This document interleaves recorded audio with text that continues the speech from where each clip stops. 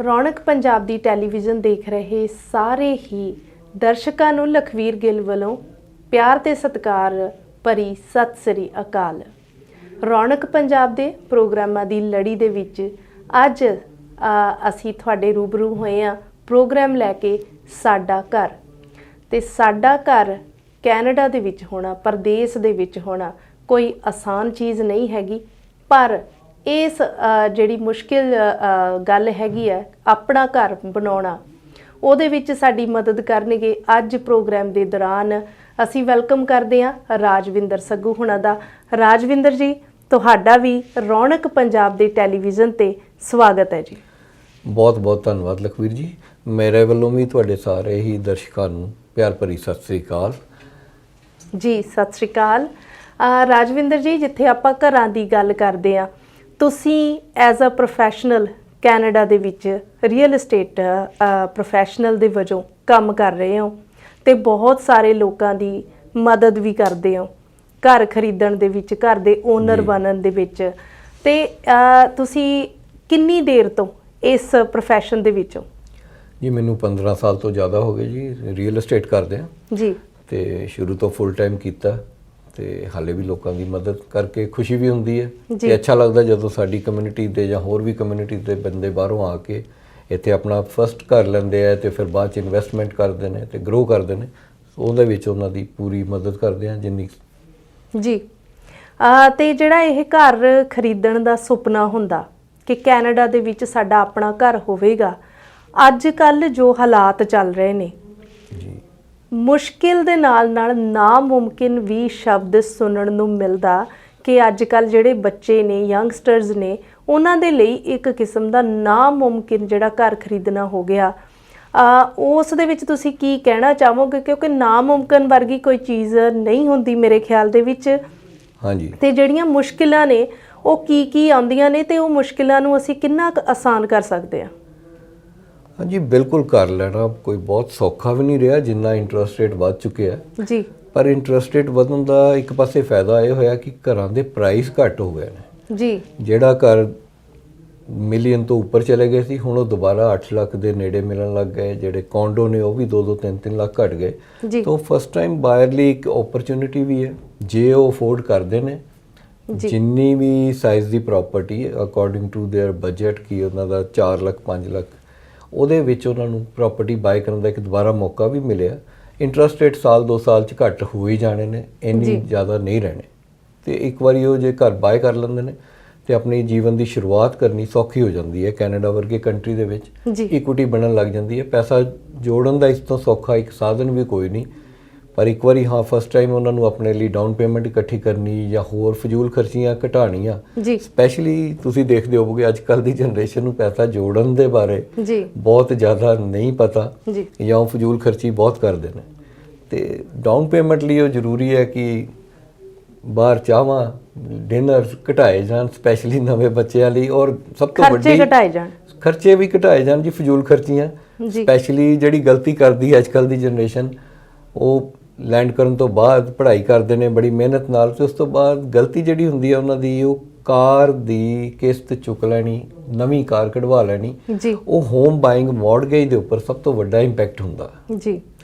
ਤੇ ਉਹ ਉਹਨਾਂ ਨੂੰ ਬਹੁਤ ਧਿਆਨ ਰੱਖਣਾ ਚਾਹੀਦਾ ਹੈ। ਕਾਰ ਦੇ ਨਾਲੋਂ ਘਰ ਦੀ ਪ੍ਰਾਇੋਰਟੀ ਪਹਿਲੇ ਰੱਖਣ ਤਾਂ ਕਿ ਘਰ ਲੈ ਕੇ ਕਾਰ ਤੁਹਾਨੂੰ 5-10 ਹਜ਼ਾਰ 20 ਹਜ਼ਾਰ ਡਾਲਰ ਦੀ, ਜਿੰਨੇ ਕੁ ਦੀ ਵੀ ਅਫੋਰਡੇਬਿਲਟੀ ਹੈ, 10 ਹਜ਼ਾਰ ਦੀ ਅੱਛੀ ਵਧੀਆ ਕਾਰ ਆ ਜਾਂਦੀ ਹੈ ਜੀ। ਤੇ ਪਰ ਪਤਾ ਕਿਵੇਂ ਲੱਗ ਸਕਦਾ ਹੈ ਕਿ ਜਿਹੜਾ ਫਸਟ ਟਾਈਮ ਜਿਹਨੇ ਘਰ ਖਰੀਦਣਾ ਹੈ ਉਹ ਹੁਣ ਐਲੀਜੀਬਲ ਹੈ, ਉਹਨੂੰ ਘਰ ਖਰੀਦਣਾ ਹੁਣ ਚਾਹੀਦਾ ਇਸ ਟਾਈਮ ਤੇ? ਉਹਦੀਆਂ ਕਿਹੜੀਆਂ ਚੀਜ਼ਾਂ ਦਾ ਉਹਨਾਂ ਨੂੰ ਧਿਆਨ ਰੱਖਣਾ ਪੈਣਾ ਜਿਹਦੇ ਲਈ ਉਹ ਤਿਆਰ ਹੋ ਸਕਣ? ਹਾਂਜੀ ਬਿਲਕੁਲ। ਪਹਿਲੇ ਸਭ ਤੋਂ ਤਾਂ ਉਹਨਾਂ ਕੋਲ ਚੰਗੀ ਜੌਬ ਹੋਣੀ ਜੀ, ਪੱਕੀ ਨੌਕਰੀ ਹੋਵੇ ਜਿਹਦੇ ਨਾਲ ਇੱਕ ਸਰਟਨ ਇਨਕਮ ਆ ਰਹੀ ਹੈ ਘਰ 'ਚ ਜੀ। ਫਿਰ PR ਦਾ ਹੋਣਾ ਬਹੁਤ ਜ਼ਰੂਰੀ ਹੈ ਜੀ, ਕਿਉਂਕਿ PR ਤੋਂ ਪਹਿਲੇ ਸਰਕਾਰ 20-25% ਟੈਕਸ ਮੰਗਦੀ ਹੈ, ਜਿਹੜਾ ਕਿ ਬਹੁਤ ਜ਼ਿਆਦਾ ਅਮਾਊਂਟ ਹੋ ਜਾਂਦਾ ਕਿਸੇ ਵੀ ਘਰ ਬਾਏ ਕਰਨ ਲਈ ਜੀ। ਤਾਂ ਹੋਰ ਧਿਆਨ ਮਤਲਬ ਆਪਣੀ ਮੌਰਗੇਜ ਅਪਰੂਵਲ ਬੈਂਕ ਤੋਂ ਜਾ ਕੇ ਕਰਵਾਉਣੀ ਸਭ ਤੋਂ ਜ਼ਰੂਰੀ ਹੋ ਜਾਂਦੀ ਹੈ, ਤਾਂ ਕਿ ਸਾਨੂੰ ਪਤਾ ਲੱਗ ਜਾਏ ਅਸੀਂ ਕਿੰਨੇ ਤੱਕ ਦੀ ਮੌਰਗੇਜ ਅਫੋਰਡ ਕਰਦੇ ਹਾਂ ਤੇ ਸਾਡੇ ਕੋਲ ਡਾਊਨ ਪੇਮੈਂਟ ਕਿੰਨੀ ਹੈ ਜੀ। ਇਸ ਤਰ੍ਹਾਂ ਹੀ ਹੈ ਕਿ ਘਰ ਬਾਜ਼ਾਰ ਜਾ ਕੇ ਕੋਈ ਚੀਜ਼ ਖਰੀਦਣ ਲਈ ਪੈਸਾ ਜੇਬ 'ਚ ਅਸੀਂ ਕਿੰਨਾ ਲੈ ਕੇ ਜਾ ਰਹੇ ਹਾਂ। ਜੀ ਤੇ ਉਹਦਾ ਪਤਾ ਲੱਗ ਜਾਂਦਾ ਤੇ ਉਹਦੇ ਫਿਰ ਬਜਟ ਦੇ ਵਿੱਚ ਰਹਿੰਦੇ ਹੋਏ ਉਹਨੂੰ ਸਟ੍ਰੈਚ ਨਾ ਕਰਕੇ ਉਸ ਪ੍ਰਾਪਰਟੀ ਨੂੰ ਬਾਏ ਕੀਤਾ ਜਾਏ ਜਿਹੜੀ ਉਹਨਾਂ ਦੀ ਰੇਂਜ 'ਚ ਹੋਵੇ, ਏਰੀਏ 'ਚ ਹੋਵੇ ਜਿੱਥੇ ਉਹ ਚਾਹੁੰਦੇ ਨੇ ਤੇ ਕੰਮਾਂ ਤੋਂ ਬਹੁਤਾ ਦੂਰ ਵੀ ਨਾ ਹੋਵੇ। ਜੀ ਔਰ ਦੂਜਾ ਜਿਹੜਾ ਮੈਂ ਅੱਜ ਕੱਲ੍ਹ ਦੇਖਿਆ ਜੀ, ਬੱਚੇ ਇੱਕ ਹੋਰ ਵੀ ਟ੍ਰੈਂਡ ਹੈ, ਆਪ ਕਿਰਾਏ ਤੇ ਰਹਿ ਰਹੇ ਨੇ, GTH ਪ੍ਰਾਪਰਟੀ ਮਹਿੰਗੀਆਂ ਨੇ, ਅਫੋਰਡ ਨਹੀਂ ਹੁੰਦੀਆਂ।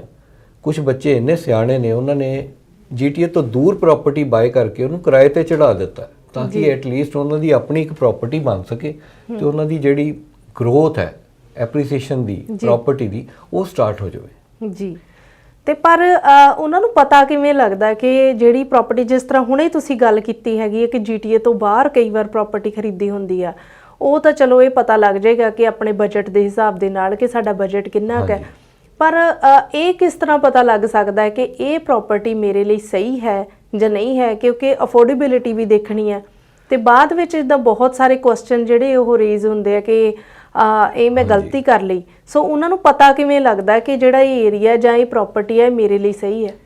ਹਾਂਜੀ ਬਿਲਕੁਲ, ਬਹੁਤ ਚੰਗਾ ਸਵਾਲ ਹੈ ਜੀ ਤੁਹਾਡਾ। ਇਹ ਸਭ ਤੋਂ ਜ਼ਰੂਰੀ ਹੋ ਜਾਂਦਾ ਜਦੋਂ ਅਸੀਂ ਕਿਤੇ ਵੀ ਘਰ ਜਾਂ ਪ੍ਰਾਪਰਟੀ ਬਾਏ ਕਰ ਰਹੇ ਹਾਂ, ਉਹ ਸਾਡੀ ਅਫੋਰਡੇਬਿਲਿਟੀ 'ਚ ਹੋਵੇ ਜੀ ਔਰ ਉਹ ਆਪਣੇ ਆਪ ਨੂੰ ਕੈਰੀ ਕਰ ਸਕੇ। ਉੱਥੇ ਜੇ ਅਸੀਂ ਇਨਵੈਸਟਮੈਂਟ ਲਈ ਲੈ ਰਹੇ ਹਾਂ ਤਾਂ ਉੱਥੇ ਕਿਰਾਏਦਾਰ ਵੀ ਮਿਲ ਸਕਦਾ ਹੋਵੇ। ਇਹ ਜ਼ਰੂਰੀ ਨਹੀਂ ਹੈ ਕਿ ਸਸਤੀ ਪ੍ਰਾਪਰਟੀ ਦਾ ਤੁਹਾਨੂੰ ਕਿਰਾਏਦਾਰ ਮਿਲ ਜਾਏਗਾ ਹਰ ਥਾਂ ਤੇ। ਤਾਂ ਕੁਝ ਐਸੇ ਏਰੀਆ ਹੁੰਦੇ ਸਪੈਸ਼ਲੀ ਇਨਵੈਸਟਮੈਂਟ ਲਈ, ਕੁਝ ਏਰੀਏ ਹਰ ਸਿਟੀ ਦੇ ਵਿੱਚ ਹੁੰਦੇ ਆ ਜਿਹੜੇ ਕਿ ਬਹੁਤ ਵਧੀਆ ਹੁੰਦੇ ਨੇ, ਜਿੱਥੇ ਕਿਰਾਏਦਾਰ ਬਹੁਤ ਜ਼ਿਆਦਾ ਡਿਮਾਂਡਿੰਗ ਏਰੀਆ ਕਹਿ ਲੈਂਦੇ ਆਪਾਂ ਜਿਸ ਨੂੰ। ਔਰ ਉਹਦੇ ਪਤਾ ਲਗਾਉਣ ਲਈ ਜ਼ਰੂਰੀ ਹੈ ਕਿ ਤੁਸੀਂ ਇੱਕ ਪ੍ਰੋਫੈਸ਼ਨਲ ਰੀਅਲ ਏਸਟੇਟ ਏਜੰਟ ਨੂੰ ਹਾਇਰ ਕਰੋ, ਉਹਨਾਂ ਨੂੰ ਜਾ ਕੇ ਮਿਲੋ, ਜਿਹੜਾ ਵੀ ਤੁਹਾਡਾ ਟਰਸਟਵਰਦੀ ਹੈ ਉਹਦੇ ਕੋਲ ਜਾ ਕੇ ਬੈਠੋ, ਉਹਨੂੰ ਗੱਲਬਾਤ ਕਰੋ। ਜੇ ਤੁਹਾਡਾ ਟਰਸਟ ਬਣਦਾ ਉਹਨਾਂ ਨਾਲ ਪੇਪਰ ਸਾਈਨ ਕਰੋ, ਫਿਰ ਉਹਨਾਂ ਨਾਲ ਕੰਮ ਕਰੋ। ਉਹ ਵੀ ਤੁਹਾਡੇ ਲਈ 100% ਡੈਡੀਕੇਟ ਹੋ ਕੇ ਕੰਮ ਕਰਨਗੇ, ਜਿਹਨੂੰ ਉਸ ਏਰੀਏ ਦੀ ਨੌਲੇਜ ਹੈ ਤੇ ਉਹ ਤੁਹਾਨੂੰ ਦੱਸਣਗੇ ਕਿ ਇਹ ਏਰੀਆ ਤੁਹਾਡੇ ਲਈ ਠੀਕ ਹੈ। ਉਹ ਪ੍ਰਾਪਰਟੀ ਕਿੰਨੇ ਦੀ ਬਾਏ ਕਰ ਰਹੇ ਹੋ, ਉਹਦੀ ਰਿਵਰਸ ਕੈਲਕੂਲੇਸ਼ਨ ਕੀਤੀ ਜਾਵੇ ਜੀ ਤਾਂ ਕਿ ਕਿੰਨੇ ਦੀ ਅਸੀਂ ਇਨਵੈਸਟਮੈਂਟ ਹੈ, ਸਾਡੀ ਮੰਥਲੀ ਕਿਸ਼ਤ ਕਿੰਨੀ ਹੋਏਗੀ, ਫਿਰ ਸਾਡਾ ਪ੍ਰਾਪਰਟੀ ਟੈਕਸ ਕਿੰਨਾ ਹੋਏਗਾ, ਇੰਸ਼ੋਰੈਂਸ ਉਹਦੇ ਤੇ ਕਿੰਨੀ ਪਏਗੀ ਤੇ ਉਹਦੇ ਯੂਟਿਲਿਟੀਜ਼ ਬਿੱਲ ਕੌਣ ਪੇ ਕਰੇਗਾ। ਜਦੋਂ ਅਸੀਂ ਬਾਹਰ ਜਾ ਕੇ ਪ੍ਰਾਪਰਟੀ ਲੈਂਦੇ ਹਾਂ ਤਾਂ ਹਮੇਸ਼ਾ ਟੈਨੈਂਟ ਨੂੰ ਹੀ ਯੂਟਿਲਿਟੀ ਬਿੱਲ ਪੇ ਕਰਨ ਲਈ ਐਗਰੀਮੈਂਟ ਕਰੋ ਤਾਂ ਕਿ ਉਹ ਅਲੱਗ ਤੋਂ ਖਰਚਾ ਤੁਹਾਡੇ ਤੇ ਨਾ ਆਵੇ ਤੇ ਉਹ ਉਹਨਾਂ ਨੂੰ ਮਿਸਯੂਜ਼ ਵੀ ਨਾ ਕਰੇ। ਜੀ ਤੇ ਇਸ ਤਰ੍ਹਾਂ ਤੁਹਾਡੇ ਕੋਲ ਇੱਕ ਚੰਗਾ ਪ੍ਰੋਫੈਸ਼ਨਲ ਰੀਅਲ ਏਸਟੇਟ ਏਜੰਟ ਹੋਣਾ ਬਹੁਤ ਜ਼ਰੂਰੀ ਹੈ, ਜਿਹੜਾ ਕਿ ਤੁਹਾਨੂੰ ਗਾਈਡ ਕਰ ਸਕਦਾ ਹੈ ਕਿ ਉਹ ਰਿਵਰਸ ਕੈਲਕੂਲੇਸ਼ਨ ਵੀ ਕਰੇਗਾ, ਤੁਹਾਨੂੰ ਦੱਸੇਗਾ ਕਿ ਇੰਨੀ ਡਾਊਨ ਪੇਮੈਂਟ ਨਾਲ ਇਹ ਘਰ ਆਪਣੇ ਆਪ ਨੂੰ ਚੁੱਕੇਗਾ ਤਾਂ ਕਿ ਮੰਥਲੀ ਤੁਹਾਡੀ ਪਾਕਟ ਤੇ ਹੋਰ ਬਰਡਨ ਨਾ ਪਵੇ। ਜੀ ਤੇ ਇਹ ਤਾਂ ਗੱਲ ਤੁਸੀਂ ਥੋੜੀ ਜਿਹੀ ਕਰ ਦਿੱਤੀ ਹੈ ਕਿ ਜੇ ਤੁਸੀਂ ਕੋਈ ਪੈਸਾ ਬਣਾਉਣਾ ਚਾਹੁੰਦੇ ਹੋ ਪ੍ਰਾਪਰਟੀ ਤੋਂ ਤੇ ਪ੍ਰਾਪਰਟੀ ਇਸ ਤਰ੍ਹਾਂ ਦੀ ਖਰੀਦਣੀ ਹੈ। ਜੇ ਆਪਣੇ ਤੁਸੀਂ ਰਹਿਣ ਲਈ ਪ੍ਰਾਪਰਟੀ ਖਰੀਦਣੀ ਹੈ ਤੇ ਉਹਨਾਂ ਦੇ ਵਿੱਚ ਕਿੰਨਾ ਚੀਜ਼ਾਂ ਦਾ ਧਿਆਨ ਰੱਖਣ, ਉਹ ਪ੍ਰਾਪਰਟੀ ਦਾ ਕਿਵੇਂ ਪਤਾ ਲੱਗ ਸਕਦਾ ਕਿ ਇਹ ਪ੍ਰਾਪਰਟੀ ਜਿਹੜੀ ਹੈਗੀ ਆ ਉਹ ਮੇਰੇ ਲਈ ਹੀ ਹੈ? ਕਿਉਂਕਿ ਬਹੁਤ ਹੀ ਵਾਰੀ ਇਹ ਸੁਣਨ ਦੇ ਵਿੱਚ ਆਉਂਦਾ ਹੈਗਾ ਕਿ ਫਰਸਟ ਟਾਈਮ ਸਾਨੂੰ ਚੀਜ਼ਾਂ ਦਾ ਪਤਾ ਨਹੀਂ ਸੀਗਾ ਤੇ ਸੈਕੰਡ ਟਾਈਮ ਜਿਹੜਾ ਆ ਉਹ ਅਸੀਂ ਆਹ ਚੀਜ਼ਾਂ ਜਿਹੜੀਆਂ ਨੋਟ ਕਰ ਰਹੇ ਆ। ਬਹੁਤ ਸਾਰੀਆਂ ਚੀਜ਼ਾਂ ਇਹ ਗੱਲ ਅਸੀਂ ਵੀ ਸਮਝਦੇ ਹਾਂ ਕਿ ਆਪਣੇ ਬਜਟ ਦੇ ਵਿੱਚ ਜੋ ਆਉਂਦਾ ਸੀ ਉਹੀ ਖਰੀਦਣਾ ਹੁੰਦਾ, ਪਰ ਪ੍ਰੋਫੈਸ਼ਨਲ ਵੀ ਕਿੱਥੇ ਤੱਕ ਤੁਹਾਡੀ ਮਦਦ ਕਰਦਾ ਹੈ, ਤੁਹਾਨੂੰ ਦੱਸਦਾ ਕਿ ਇਹ ਤੁਹਾਡੇ ਲਈ ਰਾਈਟ ਹੈ। ਪਰ ਘਰ ਦੇ ਅੰਦਰ ਜਿਵੇਂ ਬਹੁਤ ਸਾਰੀਆਂ, ਕਿਉਂਕਿ ਜਦੋਂ ਫਸਟ ਟਾਈਮ ਅਸੀਂ ਘਰ ਖਰੀਦਦੇ ਹਾਂ ਤਾਂ ਬਹੁਤ ਸਾਰੇ ਯੰਗਸਟਰਸ ਹੀ ਹੁੰਦੇ ਆ ਤੇ ਬਹੁਤ ਸਾਰੀਆਂ ਚੀਜ਼ਾਂ ਦਾ ਪਤਾ ਵੀ ਨਹੀਂ ਹੁੰਦਾ। ਹਾਂਜੀ ਬਿਲਕੁਲ, ਨਹੀਂ ਨਵੇਂ ਫਸਟ ਟਾਈਮ ਬਾਇਰ ਨੂੰ ਇਹ ਸਭ ਤੋਂ ਜ਼ਿਆਦਾ ਪ੍ਰੋਬਲਮ ਆਉਂਦੀ ਹੈ ਜੀ ਕਿ ਘਰਾਂ ਦੇ ਪਹਿਲੇ ਤਾਂ ਲੋਕੇਸ਼ਨ ਬਹੁਤ ਜ਼ਰੂਰੀ ਹੈ ਜੀ ਡਿਟਰਮਿਨ ਕਰਨੀ ਕਿ ਅਸੀਂ ਕਿੱਥੇ ਰਹਿਣਾ ਚਾਹੁੰਦੇ ਹਾਂ। ਜੀ ਹੁਣ ਹਰ ਏਰੀਆ ਰਹਿਣ ਲਈ ਤੇ ਇਨਵੈਸਟਮੈਂਟ ਦੇ ਅਲੱਗ-ਅਲੱਗ ਪਾਕਟਸ ਹੁੰਦੀ ਹੈ, ਕੁਝ ਗਰੋ ਜ਼ਿਆਦਾ ਕਰਦੇ ਨੇ, ਕੁਝ ਰਹਿਣ ਲਈ ਪੀਸਫੁਲ ਹੈ। ਫਿਰ ਤੁਹਾਡੇ ਬੱਚੇ ਕਿੰਨੇ ਨੇ, ਕਿੰਨੀ ਏਜ ਦੇ ਨੇ, ਉਸ ਉਮਰ ਦੇ ਬੱਚਿਆਂ ਲਈ ਸਕੂਲ ਕਿਹੜਾ ਚੰਗਾ ਕੋਲ, ਫਿਰ ਗਰੋਸਰੀ, ਫਿਰ ਪੇਰੈਂਟਸ ਦਾ ਨਹੀਂ ਨਾਲ 올ਡ ਪੇਰੈਂਟਸ ਹੈਗੇ ਆ ਤਾਂ ਉਹਨਾਂ ਨੂੰ ਨੇੜੇ ਕੋਈ ਪਾਰਕ ਹੋਵੇ, ਗੁਰਦੁਆਰਾ ਹੋਵੇ ਜਾਂ ਕੋਈ ਉਹਨਾਂ ਦਾ ਰਿਲੀਜੀਅਸ ਪਲੇਸ ਜਿੱਥੇ ਉਹ ਆਪਣਾ ਟਾਈਮ ਬਿਤਾ ਸਕਣ, ਆਪਣੇ ਫਰੈਂਡਸ ਨੂੰ ਮਿਲ ਸਕਣ, ਕਿ ਉਹਨਾਂ ਤੋਂ ਦੂਰ ਵੀ ਨਾ ਹੋ ਜਾਣ। ਵੈਸੇ ਰਾਜਵਿੰਦਰ ਜੀ ਜਿੰਨੀਆਂ ਗੱਲਾਂ ਤੁਸੀਂ ਦੱਸ ਦਿੱਤੀਆਂ ਮੈਨੂੰ ਤਾਂ ਲੱਗਦਾ ਇਹ ਸਾਰਾ ਕੁਝ ਕਵਰ ਹੋ ਗਿਆ, ਕਿਉਂਕਿ ਇੰਨੀਆਂ ਚੀਜ਼ਾਂ ਤਾਂ ਮੈਨੂੰ ਲੱਗਦਾ ਸਾਰੇ ਸੋਚਦੇ ਵੀ ਨਹੀਂ ਹੈਗੇ। ਹਾਂਜੀ ਨਹੀਂ, ਕਈ ਚੀਜ਼ਾਂ ਨਹੀਂ ਲੋਕੀ ਬਹੁਤ ਮਿਸ ਕਰ ਜਾਂਦੇ ਨੇ ਜੀ। ਨਵਾਂ ਘਰ ਜਦੋਂ ਬਾਏ ਕਰਦੇ ਨੇ ਫਸਟ ਟਾਈਮ ਨੂੰ ਤਾਂ ਬੇਸਮੈਂਟ ਚੋਂ ਨਿਕਲ ਕੇ ਜਾਂ ਆਪਣੀ ਪ੍ਰਾਪਰਟੀ ਚੋਂ ਜਾਂ ਕਿਰਾਏ ਤੇ ਰਹਿੰਦੇ ਨੇ ਤਾਂ ਪ੍ਰਾਪਰਟੀ ਦਾ ਹੀ ਬੜਾ ਚਾਅ ਹੁੰਦਾ, ਪਰ ਜਿਹੜੀਆਂ ਮਿਸ ਕਰ ਜਾਂਦੇ ਨੇ ਉਹ ਸਾਈਜ਼, ਲੋਕੇਸ਼ਨ, ਟਰਾਂਸਪੋਰਟੇਸ਼ਨ। ਜੇ ਤੁਸੀਂ ਘਰ ਕੋਈ ਲੈ ਰਹੇ ਹੋ ਜਿਹਨੂੰ ਤੁਸੀਂ ਬੇਸਮੈਂਟ ਨੂੰ ਰੈਂਟ ਆਊਟ ਕਰਨਾ ਜੀ ਤਾਂ ਉਹ ਜ਼ਰੂਰੀ ਹੈ ਕਿ ਉਹਦੇ ਨੇੜੇ ਕੋਈ ਬੱਸ ਟ੍ਰਾਂਜ਼ਿਟ ਹੋਵੇ ਤਾਂ ਕਿ ਤੁਹਾਡੇ ਟੈਨੈਂਟ ਨੂੰ ਕਨਵੀਨੀਅੰਟ ਹੋਵੇ, ਉਹ ਆ ਕੇ ਆਰਾਮ ਨਾਲ ਆਪਣੇ, ਜੇ ਉਹਦੇ 'ਚ ਐਕਸਟਰਾ ਪਾਰਕਿੰਗ ਹੋਵੇ, ਜੀ ਫਿਰ ਪਲਾਜ਼ੇ ਜਾਂ ਸਕੂਲ ਚੰਗੇ ਨੇੜੇ ਜ਼ਰੂਰੀ ਹੈ, ਕਿਉਂਕਿ ਟੈਨੈਂਟ ਵੀ ਜੇ ਬੱਚੇ ਨਾਲ ਆਣਗੇ ਤੁਹਾਡੀ ਬੇਸਮੈਂਟ 'ਚ ਤੇ ਉਹ ਵੀ ਚਾਹਣਗੇ ਕਿ ਸਕੂਲ ਨੇੜੇ ਹੋਵੇ ਜੀ ਤੇ ਚੰਗਾ ਹੋਵੇ। ਹੂੰ ਤੋ ਇਹ ਸਾਰੀਆਂ ਛੋਟੀਆਂ-ਛੋਟੀਆਂ ਚੀਜ਼ਾਂ। ਫਿਰ ਬਹੁਤ ਜ਼ਰੂਰੀ ਚੀਜ਼ ਆ ਜਾਂਦੀ ਹੈ ਜੀ ਫਸਟ ਟਾਈਮ ਬਾਇਰ ਲਈ, ਘਰ ਦੀ ਲੇਆਊਟ। ਜੀ ਕਈ ਵਾਰੀ ਅਸੀਂ ਦੇਖਦੇ ਹਾਂ ਕਿ ਸੇਮ ਸਾਈਜ਼ ਦੇ ਘਰ ਨੇ, ਉਹ 50,000 ਦਾ ਪ੍ਰਾਈਸ ਦਾ ਫਰਕ ਹੈ ਉਹਦੇ 'ਚ। ਜੀ ਉਹਦੀ ਲੇਆਊਟ ਕਰਕੇ ਹੁੰਦਾ, ਜਿਹੜਾ ਕਿ ਆਮ ਬੰਦਾ ਨਹੀਂ ਦੇਖਦਾ ਹੂੰ ਕਿ ਲੇਆਊਟ ਕਰਕੇ ਕਈ ਘਰ ਬਹੁਤ ਵਧੀਆ ਪ੍ਰਾਈਸ ਮਿਲ ਜਾਂਦਾ। ਮਾੜੀ ਲੇਆਊਟ ਦਾ ਘਰ ਹੋ ਸਕਦਾ ਉਹ ਵੱਡਾ ਹੋਵੇ ਪਰ ਪ੍ਰਾਈਸ ਉਹਨੂੰ ਘੱਟ ਔਖਾ ਮਿਲੇ। ਤਾਂ ਉਹ ਲੇਆਊਟ ਦਾ ਹੋਣਾ ਉਹ ਬਹੁਤ ਜ਼ਰੂਰੀ ਹੈ, ਜਿਹੜਾ ਕਿ ਇੱਕ ਤੁਹਾਨੂੰ ਰੂਟੀਨ 'ਚ ਜਿਹੜਾ ਪ੍ਰੋਫੈਸ਼ਨਲ ਜਿਹੜਾ ਰੋਜ਼ ਇੰਨੇ ਘਰ ਦੇਖਦਾ ਦਿਖਾਉਂਦਾ ਕੰਮ ਕਰ ਰਿਹਾ ਇੱਕ ਫੀਲਡ 'ਚ, ਉਹਦੇ ਐਕਸਪੀਰੀਅੰਸ ਨਾਲ ਹੀ ਤੁਹਾਨੂੰ ਗਾਈਡ ਕਰ ਸਕਦਾ। ਜੀ ਤੇ ਇੱਕ ਨਾ ਕੁਐਸਚਨ ਮੇਰੇ ਦਿਮਾਗ ਦੇ ਵਿੱਚ ਵੀ ਆ ਰਿਹਾ ਇਸ ਵਕਤ ਪੁੱਛਣ ਲਈ ਹਾਂਜੀ ਜ਼ਰੂਰ। ਕਿ ਘਰ ਜਦੋਂ ਆਪਾਂ ਖਰੀਦਦੇ ਆ ਤੇ ਪਹਿਲੀ ਵਾਰ ਜ਼ਿਆਦਾ ਸਪੈਸ਼ਲੀ ਜਦੋਂ ਘਰ ਖਰੀਦਦੇ ਜਾਂ ਸੈਕੰਡ ਟਾਈਮ ਦੀ ਆਪਾਂ ਗੱਲ ਕਰੀਏ ਤੇ ਘਰ ਦੇਖਣੇ ਕਿੰਨੇ ਕੁ ਚਾਹੀਦੇ ਆ? ਦੇਖਣੇ ਬਹੁਤ ਹੀ ਵਧੀਆ ਕੁਐਸਚਨ ਤੁਹਾਡਾ ਜੀ। ਮੈਨੂੰ 15 ਸਾਲ ਤੋਂ ਜ਼ਿਆਦਾ ਹੋ ਗਏ ਜੀ ਇਸ ਫੀਲਡ 'ਚ। ਜੀ ਮੇਰੇ ਕੋਲ ਇਦਾਂ ਦੇ ਵੀ ਕਲਾਇੰਟ ਹੈ ਜਿਨ੍ਹਾਂ ਨੇ ਪਹਿਲਾਂ ਹੀ ਘਰ ਦੇਖ ਲਿਆ ਤੇ ਬਾਏ ਕਰ ਲਿਆ, ਜੀ ਤੇ ਇਦਾਂ ਦੇ ਵੀ ਹੈ ਜਿਨ੍ਹਾਂ ਨੇ 40 50 100 ਘਰ ਵੀ ਦੇਖੇ। 40 50 100? ਹਾਂਜੀ 100 ਘਰ ਤੋਂ ਜ਼ਿਆਦਾ ਦੇਖਣ ਵਾਲੇ ਵੀ ਇੱਕ ਦੋ ਕਲਾਇੰਟ ਸੀ ਜੀ ਜਿਹੜੇ ਕਿ ਆਪ ਹੀ ਕਨਫਿਊਜ਼ ਹੁੰਦੇ ਨੇ, ਬਜਟ ਤੋਂ ਓਵਰ ਘਰ ਦੇਖੀ ਜਾਣਗੇ। ਜੀ ਤੇ ਫਿਰ ਹੁਣ ਜਿਹੜਾ ਬਜਟ ਮਿਲੀਅਨ ਆ ਉਹ 1.3 ਵਾਲਾ ਘਰ ਦੇਖੇਗਾ ਤਾਂ ਉਹਨੂੰ ਮਿਲੀਅਨ ਵਾਲਾ ਪਸੰਦ ਨਹੀਂ ਆਏਗਾ। ਜੀ ਔਰ ਦੂਜੇ ਐਸੇ ਵੀ ਨੇ ਜਿਨ੍ਹਾਂ ਨੂੰ ਪਤਾ ਹੈ ਕਿ ਸਾਨੂੰ ਇਸ ਏਰੀਆ 'ਚ ਚਾਹੀਦਾ, ਇੰਨਾ ਕੁ ਸਾਡੀ ਰਿਕੁਆਇਰਮੈਂਟ ਹੈ, ਇਹ ਸਾਡਾ ਬਜਟ ਹੈ, ਤਾਂ ਉਹਨਾਂ ਨੂੰ ਪਹਿਲੇ ਘਰ 'ਚ ਉਹ ਸਾਰਾ ਕੁਝ ਮਿਲ ਗਿਆ ਤਾਂ ਉਹਨਾਂ ਨੇ ਦੂਜਾ ਘਰ ਵੀ ਨਹੀਂ ਦੇਖਿਆ। ਜੀ ਪਰ ਨਾਰਮਲੀ ਮੈਂ ਗੱਲ ਕਰਾਂਗਾ ਜਿਹੜੇ ਸਾਡੇ ਕਲਾਇੰਟ ਨੇ ਔਰ ਤੁਹਾਡੇ ਕੁਝ ਪਹਿਲੇ ਜਦੋਂ ਉਹਨਾਂ ਨੂੰ ਮਿਲੀਦਾ ਗੱਲਬਾਤ ਕਰੀਦੀ ਹੈ ਤਾਂ ਉਹਨਾਂ ਦੀ ਰਿਕੁਆਇਰਮੈਂਟ ਪੁੱਛੀਦੀ ਹੈ। ਜੀ ਤਾਂ ਰਿਕੁਆਇਰਮੈਂਟ ਤੋਂ ਹੀ ਸਾਨੂੰ 80% ਪਤਾ ਲੱਗ ਜਾਂਦਾ ਕਿ ਇਹਨਾਂ ਨੂੰ ਕਿੱਦਾਂ ਦਾ ਘਰ ਪਸੰਦ ਆਏਗਾ ਜਾਂ ਕਿਸ ਏਰੀਆ 'ਚ ਘਰ ਪਸੰਦ ਆਏਗਾ। ਜੀ ਤੇ ਅਸੀਂ ਉਹਨਾਂ ਨੂੰ ਜਿਹੜਾ ਸਾਡੀ ਐਵਰੇਜ ਦੇਖੀਏ ਤਾਂ 6 ਤੋਂ 8 ਘਰ 10 ਘਰ ਤੋਂ ਵੱਧ ਬਹੁਤੇ ਕਲਾਇੰਟ ਨਹੀਂ ਦੇਖਦੇ, ਉਹਨਾਂ ਨੂੰ ਉਹਨਾਂ ਦੇ ਡ੍ਰੀਮ ਹਾਊਸ ਮਿਲ ਜਾਂਦਾ। ਜੀ ਰਾਜਵਿੰਦਰ ਜੀ, ਜਿੱਥੇ ਘਰਾਂ ਦੀ ਆਪਾਂ ਗੱਲ ਕਰ ਰਹੇ ਸੀਗੇ, ਹਾਂਜੀ ਘਰਾਂ ਦੇ ਬਹੁਤ ਸਾਰੇ ਘਰ ਖਰੀਦਣ ਲਈ ਸਟੈਪਸ ਨੇ। ਜਿੱਥੇ ਆਪਾਂ ਗੱਲ ਕੀਤੀ ਕਿ ਬਹੁਤ ਮੁਸ਼ਕਿਲ ਹੁੰਦਾ ਪਰ ਆਪਾਂ ਉਸ ਮੁਸ਼ਕਿਲ ਨੂੰ ਆਸਾਨ ਕਰਨ ਦੀ ਟਰਾਈ ਕਰ ਰਹੇ ਹਾਂ। ਤੇ ਜੇ ਆਪਾਂ ਕਰੀਏ ਸਟੈਪਸ ਦੀ ਗੱਲ, ਜਿਹਦੇ ਵਿੱਚ ਮੌਰਗੇਜ, ਲਾਇਰਸ ਦੀ ਗੱਲ ਕਰੀਏ, ਰੀਅਲ ਸਟੇਟ, ਸੋ ਬਹੁਤ ਸਾਰੇ ਸਟੈਪਸ ਆਉਂਦੇ ਨੇ। ਪਹਿਲਾ ਜਿਹੜੀ ਸਟਾਰਟਿੰਗ ਹੈ ਘਰ ਦੀ, ਉਹ ਕਿੱਥੋਂ ਕਰਾਂਗੇ? ਸਭ ਤੋਂ ਪਹਿਲਾਂ ਬਹੁਤ ਹੀ ਸੌਖਾ ਜਿਹਾ ਕੰਮ ਜੀ, ਆਪਣਾ ਫੋਨ ਚੁੱਕੋ ਤੇ ਮੈਨੂੰ ਕਾਲ ਕਰੋ। ਸਿਰਫ 4168347854 ਈਜ਼ੀ ਜਿਹਾ ਨੰਬਰ ਹੈ ਜੀ। ਹਾਂਜੀ ਜੋਕਸ ਅਪਾਰਟ, ਲਾਈਕ ਸਭ ਤੋਂ ਪਹਿਲੇ ਤਾਂ ਇਹੋ ਹੀ ਹੈ ਜੀ, ਇੱਕ ਚੰਗੇ ਏਜੰਟ ਕੋਲ ਬੈਠ ਕੇ ਉਹਦੇ ਤੋਂ ਪ੍ਰੋਸੀਜਰ ਬਾਰੇ ਸਮਝਿਆ ਜਾਵੇ ਜੀ, ਉਹਨੂੰ ਆਪਣੀ ਰਿਕੁਆਇਰਮੈਂਟ ਦੱਸੀ ਜਾਏ, ਬੈਂਕ ਤੋਂ ਅਪਰੂਵਲ ਲਈ ਜਾਏ ਮੌਰਗੇਜ ਦੀ, ਜਿੱਦਾਂ ਕਿ ਅਸੀਂ ਡਿਸਕਸ ਕਰ ਰਹੇ ਸੀ। ਤੇ ਉਸ ਤੋਂ ਬਾਅਦ ਜੋ ਅੱਜ ਕੱਲ੍ਹ ਦੀ ਸਿਚੁਏਸ਼ਨ ਹੈ ਉਹਦੇ ਆਪਣੇ ਏਰੀਏ ਦੇ ਵਿੱਚ ਜਾ ਕੇ ਤੁਸੀਂ ਜਿਹੜਾ ਏਰੀਆ ਸਿਲੈਕਟ ਕੀਤਾ ਉੱਥੇ ਡਰਾਈਵ ਥਰੂ ਕਰਕੇ ਆਓ 2-4 ਵਾਰੀ, ਤੁਹਾਨੂੰ ਲੱਗੇ ਏਰੀਏ ਦੀ ਫੀਲ ਲਓ ਕਿ ਕਿੱਦਾਂ ਦਾ ਤੁਹਾਡੇ ਰਹਿਣ ਲਈ। ਸਵੇਰੇ ਵੀ ਜਾਓ, ਸ਼ਾਮ ਨੂੰ ਵੀ ਉੱਥੇ ਘੁੰਮ ਕੇ ਆਓ, ਤਾਂ ਕਿ ਉੱਥੇ ਲੋਕ ਤੁਹਾਨੂੰ, ਬੱਚੇ ਸੈਰ ਕਰਦੇ, ਪਾਰਕਾਂ 'ਚ ਖੇਡਦੇ, ਪਤਾ ਲੱਗ ਜਾਂਦਾ ਕਿ ਇਹ ਏਰੀਆ ਕਿੰਨਾ ਕੁ ਵਧੀਆ ਤੁਹਾਡੇ ਰਹਿਣ ਲਈ। ਉਹਨਾਂ ਨਾਲ ਗੱਲਬਾਤ ਵੀ ਕਰ ਸਕਦੇ ਹੋ ਜੀ। ਤੇ ਦੂਜਾ ਤੁਹਾਡਾ ਕੋਈ ਵੀ ਕੁਐਸਚਨ ਹੈ ਆਪਣੇ ਮੌਰਗੇਜ ਵਾਲੇ ਨੂੰ ਪੁੱਛੋ ਕਿ ਉਹ ਕਿੰਨੀ ਅਪਰੂਵਲ ਤੁਹਾਨੂੰ ਦੇ ਸਕਦੇ ਨੇ, ਤੁਹਾਡੀ ਇਨਕਮ ਦੇ ਹਿਸਾਬ ਨਾਲ ਤੁਹਾਡੇ ਕੋਲ ਡਾਊਨ ਪੇਮੈਂਟ ਕਿੰਨੀ ਹੈ। ਇਹ ਬਹੁਤ ਹੀ ਜ਼ਰੂਰੀ ਹੋ ਜਾਂਦਾ।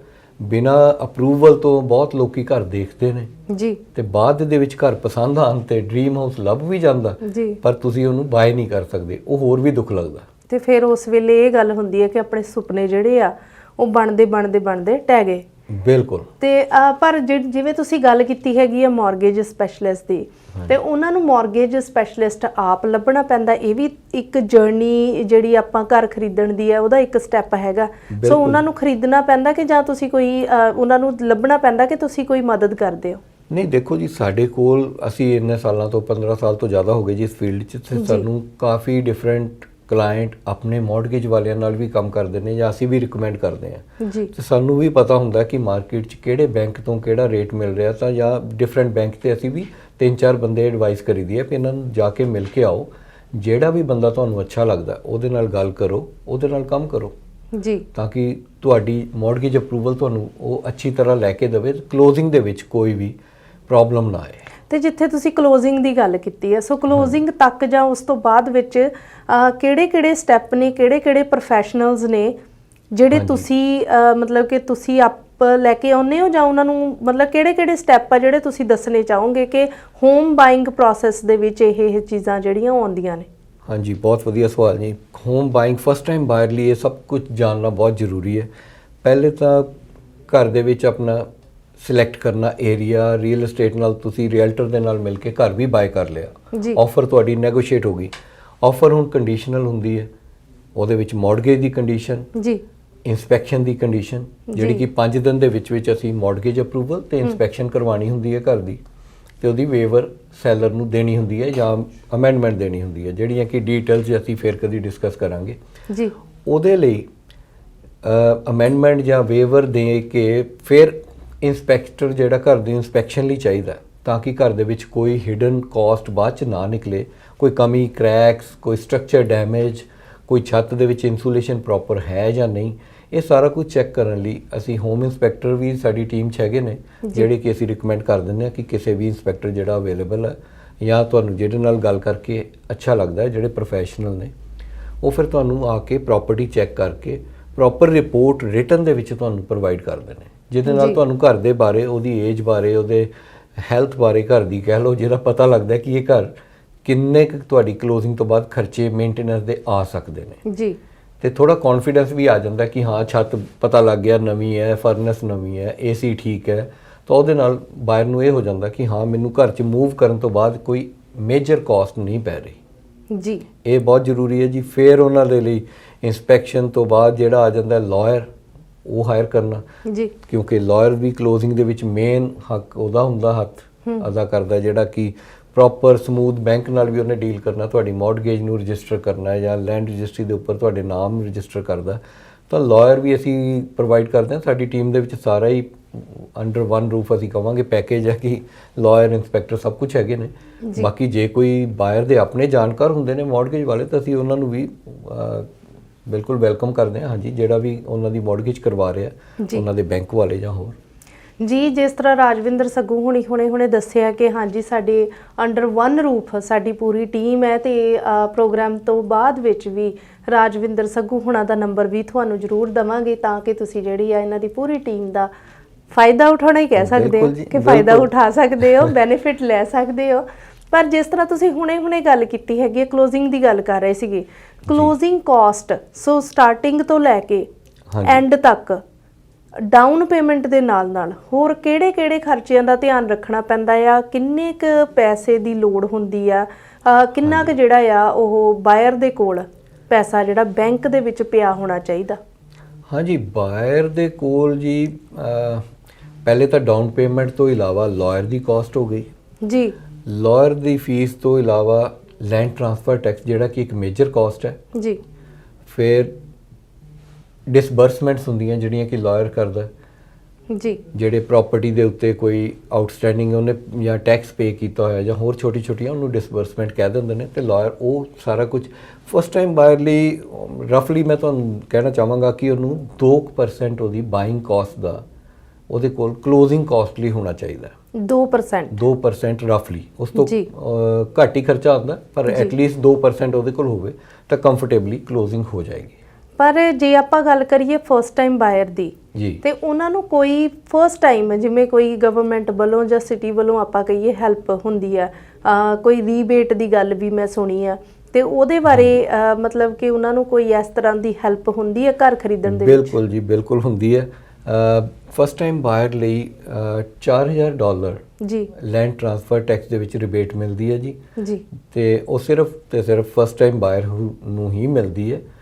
ਜੇ ਬਾਅਦ ਵਿੱਚ ਕਈ ਵਾਰੀ ਸਾਨੂੰ ਜਿਹੜਾ ਕੁਐਸਚਨ ਹੁੰਦਾ ਜੀ ਕਿ ਮੈਂ ਘਰ ਲਿਆ ਸੀ, ਫਸਟ ਟਾਈਮ ਬਾਇਰ ਸੀ, ਮੈਨੂੰ ਰਿਬੇਟ ਮਿਲੀ ਸੀ, ਤੇ ਉਸ ਤੋਂ ਬਾਅਦ ਮੇਰੀ ਮੈਰਿਜ ਹੋ ਗਈ, ਹੁਣ ਮੇਰੀ ਵਾਈਫ ਆ ਗਈ, ਤੇ ਸੈਕਿੰਡ ਘਰ 'ਚ ਮੈਨੂੰ ਦੁਬਾਰਾ ਰਿਬੇਟ ਮਿਲੇਗੀ ਜੀ? ਇਹ ਕੁਐਸਚਨ ਹੈ। ਹਾਂਜੀ, ਇਹ ਬਹੁਤ ਆਮ ਆਉਂਦਾ ਹੈ, ਪਰ ਇਹਦੇ ਵਿੱਚ ਦੁਬਾਰਾ ਨਹੀਂ ਮਿਲਦੀ ਜੀ। ਹਸਬੈਂਡ ਵਾਈਫ ਨੂੰ ਮਤਲਬ ਇਕੱਲੇ ਨੂੰ ਨਹੀਂ ਮਿਲਦੀ, ਇੱਕੋ ਵਾਰੀ ਮਿਲਦੀ ਹੈ, ਔਰ $4000 ਹੀ ਹੈ, ਜਿਹੜੀ ਕਿ ਸ਼ਾਇਦ ਗੱਲਬਾਤ ਚੱਲ ਰਹੀ ਹੈ, ਗਵਰਨਮੈਂਟ ਉਹਨੂੰ ਵਧਾ ਕੇ 10000 ਕਰੇਗੀ, ਪਰ ਉਹ ਹਾਲੇ ਕੋਈ ਪੇਪਰ ਵਰਕ ਨਹੀਂ ਹੋਇਆ, ਉਹਦੇ ਬਾਰੇ ਸਾਨੂੰ ਕੋਈ ਇਨਫੋਰਮੇਸ਼ਨ ਮਿਲੀ ਨਹੀਂ ਹੈ, ਪਰ ਵਧਾਉਣ ਦੀ ਗੱਲਬਾਤ ਜ਼ਰੂਰ ਹੋ ਰਹੀ ਹੈ ਜੀ। ਤੇ ਘਰ ਖਰੀਦਣ ਵੇਲੇ ਜਿਵੇਂ ਆਪਾਂ ਬਾਅਦ ਵਿੱਚ ਦੀ ਜੇ ਗੱਲ ਕਰੀਏ ਜੀ, ਤੇ ਕੋਈ ਸਰਪ੍ਰਾਈਜ਼ ਨਾ ਮਿਲੇ ਸਾਡੇ ਫਸਟ ਟਾਈਮ ਬਾਇਰਸ ਨੂੰ, ਉਹਦੇ ਲਈ ਤੁਸੀਂ ਕਿਹੜੀ ਲਿਸਟ ਦੱਸਣਾ ਚਾਹੁੰਦੇ ਆ ਕਿ ਜਿਹੜੀ ਉਹ ਆਪਣੇ ਥੋੜਾ ਦਿਮਾਗ ਦੇ ਵਿੱਚ ਰੱਖਣ ਕਿ ਇਹ ਵਾਲੀ ਲਿਸਟ ਜਿਹੜੀ ਆ ਮੈਂ ਉਹ ਰੱਖਣੀ, ਕੱਲੀ ਮੌਰਗੇਜ ਜਾਂ ਬਿਲਸ ਨਹੀਂ ਹੈਗੇ ਜਾਂ ਸਾਡੀ ਗਰੋਸਰੀ ਨਹੀਂ ਹੈਗੀ, ਹੋਰ ਕਿਹੜੇ ਪਾਰਟ ਹੁੰਦੇ ਨੇ ਜਿੱਥੇ ਸਾਨੂੰ ਖਰਚਾ ਜਿਹੜਾ ਸਾਨੂੰ ਮੰਥਲੀ ਆਪਣੇ ਕੋਲ ਰੱਖਣਾ ਪੈਂਦਾ? ਹਾਂਜੀ, ਬਹੁਤ ਜ਼ਰੂਰੀ ਕੁਐਸਚਨ ਹੈ ਜੀ ਇਹ ਤੁਹਾਡਾ ਜੀ ਕਿ ਕੱਲੀ ਮੌਰਗੇਜ ਦੀ ਕਾਸਟ ਤੋਂ ਇਲਾਵਾ ਜਿਹੜੀਆਂ ਮੇਜਰ ਕਾਸਟ ਪੈਂਦੀ ਹੈ ਜੀ, ਪ੍ਰਾਪਰਟੀ ਟੈਕਸ ਜੀ, ਪ੍ਰਾਪਰਟੀ ਇੰਸ਼ੋਰੈਂਸ ਤੇ ਯੂਟਿਲਿਟੀ ਬਿਲਸ, ਜਿਹੜੇ ਕਿ ਮਤਲਬ ਜੇ ਅੱਜ ਕੱਲ੍ਹ ਦੇਖਿਆ ਜਾਏ ਤਾਂ $1 ਮਿਲੀਅਨ ਦੇ ਘਰ ਦੇ ਪ੍ਰਾਪਰਟੀ ਟੈਕਸ ਹੀ 4,000 ਤੋਂ ਲੈ ਕੇ $5,000 ਦੇ ਵਿੱਚ ਹੋ ਜਾਂਦਾ ਸਾਲ ਦਾ ਜੀ। ਤਾਂ $400-500 ਮਹੀਨੇ ਦਾ ਜੇ ਉਹਨਾਂ ਨੂੰ ਇਹ ਪੈ ਜਾਂਦਾ ਜੀ। ਫਿਰ ਯੂਟਿਲਿਟੀਜ਼ ਜਿੰਨੀਆਂ ਤੁਸੀਂ ਖਰਚ ਕਰਨੀ ਹੈ ਉਹਦੇ ਉੱਤੇ ਹੈ, ਪਰ ਫਿਰ ਵੀ ਰਫਲੀ ਤੁਸੀਂ ਲੈ ਕੇ ਚੱਲੋ ਤਾਂ $500 ਜੇ ਤੁਸੀਂ ਆਪਣੀ ਬਜਟ ਦੇ ਵਿੱਚ ਰੱਖੋ, ਜਿਹਦੇ ਵਿੱਚ ਕਿ ਹੋਮ ਇੰਸ਼ੋਰੈਂਸ ਵੀ ਆ ਜਾਏਗੀ ਜੀ, ਤੇ ਉਹਦੇ ਨਾਲ ਤੁਹਾਨੂੰ ਕੋਈ ਐਕਸਟਰਾ ਬਰਡਨ ਫੀਲ ਨਹੀਂ ਹੋਏਗੀ। ਜੇ ਮੌਰਗੇਜ ਦੇ ਨਾਲ ਤੁਸੀਂ ਬੇਸਮੈਂਟ ਰੈਂਟੇਬਲ ਆ, ਉਹਦੇ ਤੋਂ ਕੁਝ ਆ ਰਹੀ ਹੈ ਇਨਕਮ, ਉਹਨੂੰ ਤੁਸੀਂ ਐਜ਼ ਏ ਐਕਸਟਰਾ ਇਨਕਮ ਤਾਂ ਕਾਊਂਟ ਕਰੋ, ਪਰ ਤੁਹਾਡੀ ਮੌਰਗੇਜ ਜਾਂ ਘਰ ਦੀ ਅਫੋਰਡੇਬਿਲਟੀ ਦੇ ਵਿੱਚ ਮੇਨ ਪਾਰਟ ਨਾ ਕਦੀ ਵੀ ਗਿਣੋ, ਕਿਉਂਕਿ ਕਈ ਵਾਰੀ ਬੇਸਮੈਂਟ 4 ਮਹੀਨੇ 6 ਮਹੀਨੇ ਖਾਲੀ ਵੀ ਰਹਿ ਜਾਂਦੀ ਹੈ ਜੀ, ਜਾਂ ਤੁਹਾਨੂੰ ਮਰਜ਼ੀ ਦਾ ਕਿਰਾਏਦਾਰ ਨਹੀਂ ਮਿਲਿਆ, ਤਾਂ ਉਹ ਜ਼ਰੂਰ ਰੱਖੋ ਕਿ ਅਫੋਰਡੇਬਿਲਟੀ ਤੁਹਾਡੀ ਵਿਦਆਊਟ ਰੈਂਟਿੰਗ ਦਾ ਬੇਸਮੈਂਟ ਈਜ਼ੀਲੀ ਹੋ ਜਾਵੇ, ਤੁਹਾਨੂੰ ਔਖਾ ਨਾ ਲੱਗੇ ਜੀ। ਤੇ ਘਰ ਖਰੀਦਣ ਦੀ ਜਿੱਥੇ ਆਪਾਂ ਗੱਲ ਕਰ ਰਹੇ ਹਾਂ, ਅੱਜ ਕੱਲ ਜੋ ਚੱਲ ਰਿਹਾ ਮਲਟੀਪਲ ਆਫਰਸ, ਹਾਂਜੀ, ਕਿਉਂਕਿ ਪ੍ਰਾਈਸ ਜਦੋਂ ਥੋੜੀ ਮੌਰਗੇਜ ਦੇ ਰੇਟ ਜਦੋਂ ਵਧੇ ਆ, ਪ੍ਰਾਈਸ ਤੁਸੀਂ ਗੱਲ ਕੀਤੀ ਕਿ ਥੋੜੀ ਨੀਚੇ ਵੀ ਆਈ ਹੈ, ਕੋਈ ਪ੍ਰਾਈਸ ਜਿਹੜੀ ਉਹ ਥੱਲੇ ਗਈ ਹੈ, ਹਾਂਜੀ ਹਾਂਜੀ, ਹੁਣ ਦੁਬਾਰਾ ਤੋਂ ਫੇਰ ਪ੍ਰਾਈਸ ਜਿਹੜੀ ਉੱਪਰ ਜਾ ਰਹੀ ਹੈ ਜੀ, ਮਲਟੀਪਲ ਆਫਰਸ ਦੁਬਾਰਾ ਸਟਾਰਟ ਹੋ ਗਈਆਂ ਨੇ। ਪਰ ਜੇ ਆਪਾਂ ਕਹੀਏ ਕਿ ਜਿਸ ਤਰ੍ਹਾਂ ਆਪਾਂ ਕਹਿ ਰਹੇ ਸੀਗੇ ਕਿ ਇਹ ਇੰਟਰਸਟ ਰੇਟ ਜਿਹੜੇ ਆ ਇਹ ਅਪ ਕੀਤੇ ਜਾ ਰਹੇ ਆ ਇਨਫਲੇਸ਼ਨ ਨੂੰ ਕੰਟਰੋਲ ਕਰਨ ਲਈ, ਮਹਿੰਗਾਈ ਨੂੰ ਕੰਟਰੋਲ ਕਰਨ ਦੇ ਲਈ, ਦੁਬਾਰਾ ਜੇ ਦੇਖੀਏ ਤਾਂ ਪ੍ਰਾਈਸ ਜਿਹੜੀ ਘਰਾਂ ਦੀ ਆ ਉਸੇ ਤਰ੍ਹਾਂ ਹੀ ਉੱਪਰ ਜਾ ਰਹੀ ਹੈ ਤੇ ਮਲਟੀਪਲ ਜਿਹੜੀਆਂ ਆਫਰਸ ਨੇ ਉਹ ਵੀ ਵੱਧ ਰਹੀਆਂ। ਇਸ ਸਿਚੁਏਸ਼ਨ ਦੇ ਵਿੱਚ ਫਸਟ ਟਾਈਮ ਬਾਇਰ ਜਿਹੜਾ ਆ ਉਹ ਕਿਸ ਤਰ੍ਹਾਂ ਕੰਪੀਟ ਕਿਸ ਤਰ੍ਹਾਂ ਕਰ ਸਕਦਾ? ਹਾਂਜੀ, ਬਹੁਤ ਜ਼ਰੂਰੀ ਉੱਥੋਂ ਹੀ ਗੱਲ ਆ ਜਾਂਦੀ ਜੀ, ਫਿਰ ਸ਼ੁਰੂ ਕਰਨੀ ਪੈਣੀ ਹੈ ਕਿ ਤੁਹਾਨੂੰ ਮੌਰਗੇਜ ਦਾ ਆਪਣਾ ਪਤਾ ਹੋਣਾ ਚਾਹੀਦਾ ਕਿੰਨੀ ਅਪਰੂਵਲ ਹੈ, ਔਰ ਅਸੀਂ ਇਸ ਬਜਟ ਤੋਂ ਉੱਤੇ ਨਹੀਂ ਜਾਣਾ ਜੀ। ਔਰ ਦੂਜਾ ਬਹੁਤ ਮੇਜਰ ਫੈਕਟਰ ਆ ਜਾਂਦਾ ਕਿ ਤੁਹਾਡਾ ਰੀਅਲ ਏਸਟੇਟ ਏਜੰਟ ਜਿਹੜਾ ਵੀ ਤੁਸੀਂ ਹਾਇਰ ਕਰ ਰਹੇ ਹੋ, ਉਹ ਤੁਹਾਨੂੰ ਦੱਸਦਾ ਹੈ ਕਿ ਇਹ ਘਰ ਦੀ ਵੈਲਿਊਏਸ਼ਨ ਕਿੰਨੀ ਹੈ ਅੱਜ ਦੀ ਮਾਰਕੀਟ 'ਚ। ਅਸੀਂ ਦੇਖਦੇ ਹਾਂ, ਰੋਜ਼ ਦੇਖਦੇ ਹਾਂ, ਕਈ ਵਾਰੀ ਘਰ ਜਿਹੜੇ ਆ ਮਾਰਕੀਟ ਉਹਨਾਂ ਦੀ ਵੈਲਿਊਏਸ਼ਨ ਤੋਂ 1-1 ਲੱਖ 1.5 ਲੱਖ ਉੱਪਰ ਦੀ ਆਫਰ ਦੇ ਕੇ ਲੋਕੀ ਖਰੀਦ ਲੈਂਦੇ ਨੇ, ਤੇ ਘਰ ਦੀ ਕਲੋਜ਼ਿੰਗ ਤੋਂ ਪਹਿਲੇ ਇੱਕ ਪ੍ਰੋਬਲਮ ਆ ਜਾਂਦੀ ਹੈ ਕਿਉਂਕਿ ਉਹਦੀ ਅਪਰੇਜ਼ਲ ਨਹੀਂ ਆਉਂਦੀ ਪੂਰੀ, ਤੇ ਅਪਰੇਜ਼ਲ ਆਣੇਗੀ ਤਾਂ ਹੀ ਜੇ ਤੁਹਾਨੂੰ ਪਤਾ ਹੋਏ ਕਿ ਇਹਦੀ ਘਰ ਦੀ ਵੈਲਿਊਏਸ਼ਨ ਅੱਜ ਦੀ ਡੇਟ 'ਚ ਕਿੰਨੀ ਬਣਦੀ ਹੈ ਜੀ, ਤੇ ਉਸ ਤੋਂ ਉੱਪਰ ਨਾ ਜਾਇਆ ਜਾਵੇ। ਮੈਂ ਬਹੁਤ ਜ਼ਰੂਰੀ ਅੰਡਰਲਾਈਨ ਕਰਕੇ ਕਹਾਂਗਾ ਕਿ ਉਸ ਤੋਂ ਉੱਤੇ ਨਾ ਜਾਓ ਜੋ ਤੁਹਾਡਾ ਰੀਅਲਟਰ ਤੁਹਾਨੂੰ ਐਡਵਾਈਸ ਕਰ ਰਿਹਾ, ਤਾਂ ਕਿ ਕੱਲ ਨੂੰ ਕਲੋਜ਼ਿੰਗ 'ਚ ਵੀ ਦਿੱਕਤ ਨਾ ਆਏ ਜੀ, ਕਿਉਂਕਿ ਜੇ ਅਪਰੇਜ਼ਲ ਘੱਟ ਆਏਗੀ ਤਾਂ ਬੈਂਕ ਤੁਹਾਡੇ ਕੋਲੋਂ $50,000 $1 ਲੱਖ ਤੱਕ ਹੋਰ ਡਿਮਾਂਡ ਕਰ ਸਕਦਾ ਹੈ, ਜਿਹੜੇ ਤੁਹਾਨੂੰ ਖੜੇ ਪੈਰ ਲਿਆਣੇ ਪੈਣਗੇ। ਜੇ ਉਹ ਚੀਜ਼ਾਂ ਦਾ ਧਿਆਨ ਰੱਖਣਾ ਬਹੁਤ ਜ਼ਰੂਰੀ ਹੋ ਜਾਂਦਾ ਜੀ।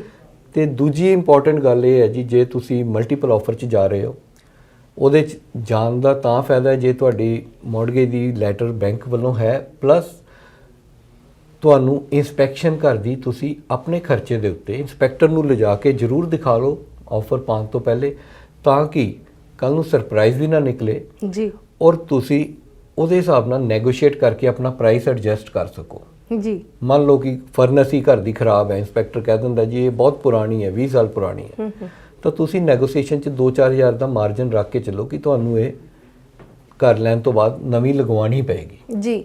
ਤਾਂ ਉਹ ਚੀਜ਼ਾਂ ਦੇਖਣੀਆਂ ਬਹੁਤ ਜ਼ਰੂਰੀ ਹੈ। ਇੰਸਪੈਕਸ਼ਨ ਲੋਕੀ ਆਪਣੇ ਆਪ ਪਹਿਲੇ ਹੀ ਕਰਵਾ ਲਓ ਤੁਸੀਂ ਆਫਰ ਪਾਉਣ ਤੋਂ, ਜਦੋਂ ਵੀ ਮਲਟੀਪਲ ਸਿਚੁਏਸ਼ਨ 'ਚ ਜਾਣਾ ਹੈ ਜੀ। ਮਲਟੀਪਲ ਦੀ ਜਿੱਥੇ ਤੁਸੀਂ ਗੱਲ ਕੀਤੀ ਹੈਗੀ ਹੈ, ਤੁਸੀਂ ਕਿਹਾ ਕਿ ਰੀਅਲਟਰ ਦੇ ਨਾਲ ਚੱਲੋ ਸਲਾਹ ਕਰਕੇ, ਜਾਂ ਮਲਟੀਪਲ ਦੇ ਵਿੱਚ ਕਿੰਨਾ ਉੱਪਰ ਜਾਣਾ ਪ੍ਰਾਈਸ? ਤੁਸੀਂ ਕਿਹਾ ਕਿ ਮਾਰਕੀਟ ਵੈਲਿਊ ਉਸ ਪ੍ਰਾਪਰਟੀ ਦੀ ਉਨੀ ਹੈ ਜਾਂ ਨਹੀਂ ਹੈ, ਇਹ ਵੈਸੇ ਤਾਂ ਰੀਅਲਟਰ ਦੀ ਜੌਬ ਹੈ ਜੀ।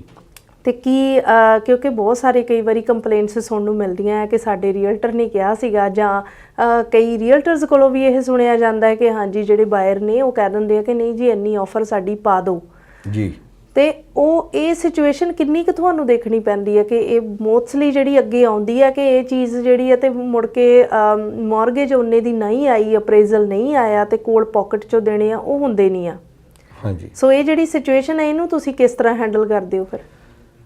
ਹਾਂਜੀ ਬਿਲਕੁਲ, ਪਹਿਲੇ ਤੇ ਕਲਾਇੰਟ ਦੀ ਅਪਰੂਵਲ ਦੇਖੀ ਦੀ ਹੈ, ਫਾਈਨੈਂਸ਼ੀਅਲ ਦੇਖੀ ਦੀ ਹੈ, ਉਹਦੀ ਇਨਕਮ ਦੇਖੀ ਦੀ ਹੈ ਜੀ। ਉਹਨਾਂ ਨਾਲ ਗੱਲਬਾਤ ਕਰਕੇ ਇਹ ਬਿਲਕੁਲ ਉੱਦਾਂ ਹੀ ਹੈ ਰੀਅਲ ਏਸਟੇਟ ਏਜੰਟ ਨਾਲ ਕੰਮ ਕਰਨਾ, ਜਿੱਦਾਂ ਆਪਣੇ ਡਾਕਟਰ ਨੂੰ ਜਾ ਕੇ ਅਸੀਂ ਆਪਣੀ ਤਕਲੀਫ ਦੱਸਦੇ ਹਾਂ ਤਾਂ ਉਹਦੇ ਤੋਂ ਲੁਕੋ ਨਹੀਂ ਰੱਖ ਸਕਦੇ ਜੀ। ਐਦਾਂ ਹੀ ਤੁਸੀਂ ਆਪਣੇ ਰੀਅਲ ਏਸਟੇਟ ਏਜੰਟ ਨਾਲ, ਉਹਨਾਂ ਦੇ ਰੀਅਲਟਰ ਬ੍ਰੋਕਰ ਜੋ ਵੀ ਕੰਮ ਕਰ ਰਹੇ ਹੋ, ਉਹਨਾਂ ਨੂੰ ਦੱਸੋ ਆਪਣੇ ਬਜਟ ਬਾਰੇ, ਆਪਣੀ ਫਾਈਨੈਂਸਿਸ ਬਾਰੇ, ਇਨਕਮ ਬਾਰੇ, ਤੇ ਉਹਨਾਂ ਕੋਲੋਂ ਲੁਕੋ ਕੇ ਨਾ ਰੱਖੋ, ਤੇ ਉਹ ਤੁਹਾਨੂੰ ਫਿਰ ਤਾਂ ਹੀ ਗਾਈਡ ਪ੍ਰੋਪਰ ਕਰ ਸਕਦੇ ਨੇ। ਔਰ ਦੂਸਰੀ ਗੱਲ, ਜੇ ਹੁਣ ਮੈਨੂੰ ਪ੍ਰਾਪਰਟੀ ਲੱਗਦੀ ਹੈ ਕਿ ਇਹ 8 ਲੱਖ ਤੋਂ ਉੱਪਰ ਵਰਥ ਨਹੀਂ ਕਰਦੀ ਜੀ, ਤੇ ਦੂਜੇ ਪਾਸੇ ਮਲਟੀਪਲ 'ਚ ਉਹਨੂੰ 9 ਲੱਖ ਦੀ ਆਫਰ ਆ ਰਹੀ ਹੈ, ਤਾਂ ਅਸੀਂ ਉੱਥੇ ਕਲਾਇੰਟ ਨੂੰ ਉਹਦੇ ਤੋਂ ਵਾਕ ਆਊਟ ਕਰਨ ਲਈ ਕਹਿ ਦਈਦਾ ਕਿ ਇੱਥੇ ਤੁਸੀਂ ਕੰਪੀਟ ਨਹੀਂ ਕਰਨਾ। ਤੁਸੀਂ ਹਰ ਇੱਕ ਨਾਲ ਕੰਪੀਟ ਕਰਨ ਨਹੀਂ ਜਾਂਦੇ, ਜੇ ਉਹ ਬਜਟ ਦੇ ਵਿੱਚ ਫਿੱਟ ਹੁੰਦੀ ਹੈ ਤਾਂ ਹੀ ਅਸੀਂ ਬਾਏ ਕਰਦੇ ਹਾਂ। ਅਦਰਵਾਈਜ਼ ਅਸੀਂ ਉੱਥੇ ਸੁਜੈਸਟ ਨਹੀਂ ਕਰਦੇ ਕਿ ਉਹਨੂੰ ਤੁਸੀਂ ਕੰਟੀਨਿਊ ਕਰੋ, ਵੀ ਜੇ ਇੱਕ ਬੰਦਾ ਵੱਧ ਦੇ ਰਿਹਾ ਦੂਜਾ ਹੋਰ 10,000 ਉੱਤੇ ਦੇਈ ਜਾਵੇ ਤਾਂ ਉਹ ਵਰਥ ਨਹੀਂ ਹੁੰਦਾ। ਤੇ ਕਲਾਇੰਟਸ ਜਿਹੜੇ ਉਹ ਮੰਨ ਜਾਂਦੇ ਨੇ? ਬਿਲਕੁਲ ਮੰਨ ਜਾਂਦੇ ਜੀ। ਤੁਸੀਂ ਉਹਨੂੰ ਦੱਸਣਾ ਹੁੰਦਾ ਹੈ ਉਹਨੂੰ ਕਿ ਇਹ ਘਰ ਤੁਹਾਨੂੰ ਮੈਂ ਇੰਨੇ 'ਚ ਇਹ ਨਹੀਂ ਮਿਲੇਗਾ ਤਾਂ ਹੋਰ ਮਿਲ ਜਾਏਗਾ, ਪਰ ਇੰਨਾ ਘਰ ਤੁਹਾਨੂੰ ਜੇ 8 ਲੱਖ ਦੇ ਬਜਟ ਵਾਲਾ ਲੱਗਦਾ ਤੁਹਾਨੂੰ ਵੀ ਹਾਂ 8 'ਚ ਅਸੀਂ ਹੋਰ ਵਧੀਆ ਘਰ ਲੈ ਲਵਾਂਗੇ, ਔਰ ਉਹ ਮਿਲਦਾ ਵੀ ਹੈ। ਇਹ ਨਹੀਂ ਹੈ ਕਿ ਉਹ ਨਹੀਂ ਮਿਲਦਾ। ਅਸੀਂ ਲੈ ਕੇ ਦਿੱਤੇ ਨੇ, ਸਾਡੇ ਕਲਾਇੰਟ ਨਾਲ ਹੋਇਆ ਬਹੁਤ ਵਾਰੀ ਕਿ ਅਸੀਂ ਬਜਟ ਤੋਂ ਉਹਨੂੰ ਉੱਪਰ ਨਹੀਂ ਜਾਣ ਦੇਈਦਾ, ਤਾਂ ਕਿ ਕੱਲ ਨੂੰ ਜਦੋਂ ਪ੍ਰੋਬਲਮ ਆਏਗੀ ਤਾਂ ਉਹ ਆਪਣੇ ਘਰ ਵਿੱਚ ਸੁਖੀ ਨਾ ਹੋਵੇ ਜੀ। ਇਹ ਫਿਰ ਸਾਡੇ ਵੀ ਕੰਮ ਕਰਨ ਦਾ ਕੋਈ ਫਾਇਦਾ ਨਾ ਹੋਇਆ ਜੀ। ਬਿਲਕੁਲ, ਮੈਨੂੰ ਲੱਗਦਾ ਇੱਥੇ ਜਿਹੜੀ ਆ ਇਹ ਸਾਰੇ ਕੁਐਸਚਨਸ ਦੀ ਦਾ ਐਂਡ ਹੋ ਜਾਂਦਾ।